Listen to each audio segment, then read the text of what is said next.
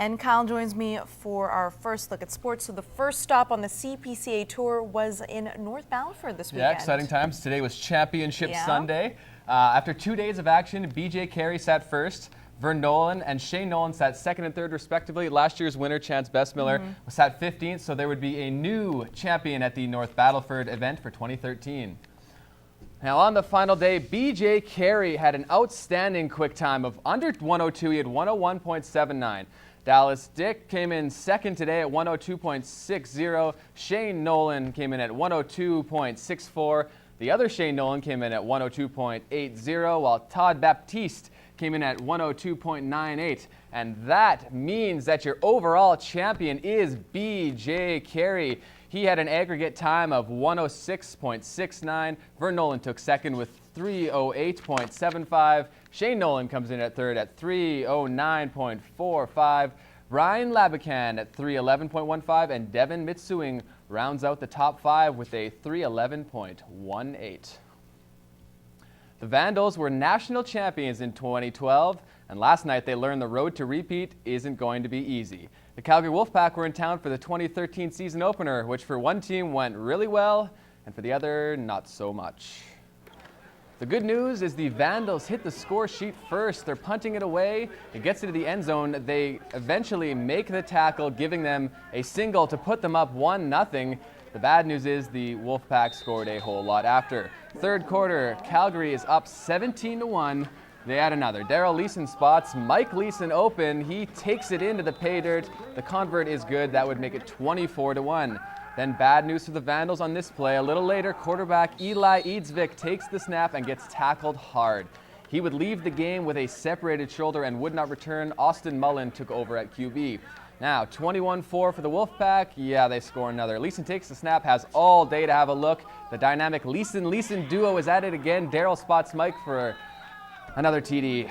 A little later, Cowtown just keeps coming. The Vandals looking to punt away, but it gets blocked by the defense to the surprise of everyone, including our cameraman. Riley Penner picks it up and takes it to the end zone. Bam! After the convert, it would be 38-1, and the Wolfpack weren't even close to done. No, that's not a typo. It was actually 79-1. Tough start to the season for the reigning national champs. Even tougher when you consider they lose their starting QB in the first game of the year. It happened to me in high school. I popped it out and missed the season too. So I thought I was all good to go now, but should go get it repaired, I guess. It was tough. That's the adversity that we're talking about. When we lose a guy that's supposed to be our leader. He did a really good job though. First half coming together, first time playing. I think he did a really good job piecing together. We had a good drive on the last couple of minutes of the first half there, and we wish him the best in his rehab, and hopefully he gets back on the field at some point. We're also piecing together a completely different team than last year. We're a lot younger this year. There's a lot of new guys. But for the most part, like I said, we played a good first half. We need guys to practice every day. And like I said, when we play these guys in the playoffs, it's going to be a different story. We need to get everybody on the timing. We got to get our guys knowing their responsibilities rather than winging it an hour before the game. Sticking with the gridiron, there was plenty of football knowledge being thrown around in the border city this weekend. The University of Alberta Golden Bears held a development camp to pass along some tricks of the trade to area players.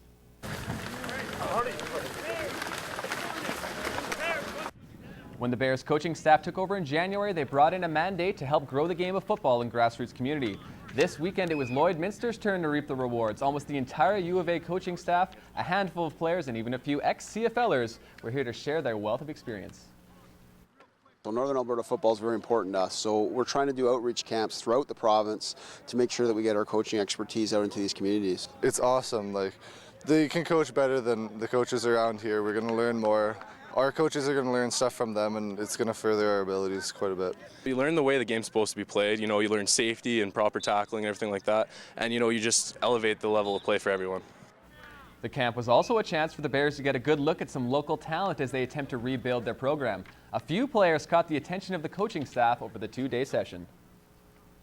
There's quite a few kids here that were on the under-18 All-Star team for the province. So those kids are obviously kids we want to stay in contact with. Overall, kids who are academic elite kids who have 80% plus average, who are also good football players, those are the kind of kids we're looking for. The dream is to play as long as you can, and if I have a chance playing for the U of A or even any university, it's going to be great. And I bet a lot of other kids want to try that as well. More than 100 players attended the camp. The Xtreme have been tearing up the Rocky Mountain Lacrosse League so far this season. A win today against the Westlock Rock would make it 10 games without a loss. But the Rock just edge out the Xtreme 9-8, handing them their first loss in the season. It was actually an 8-5 game heading into the third when the Xtreme came on strong, tying things up at 8, only to see the Rock get a goal in the final 30 seconds of the game to steal the win. Just like yesterday, Coach Scott McAllister said it was another balanced team effort, but the Xtreme come up just short. They'll try to get back on the winning track next Saturday. And a quick rugby update for you. The Lashburn Lucky Ladies beat the Saskatoon Razorbacks in the Junior Girls Championship Final 63-7. They captured gold in the 4-team tournament, avenging their loss to the same team last year. So congratulations to the Lucky Ladies.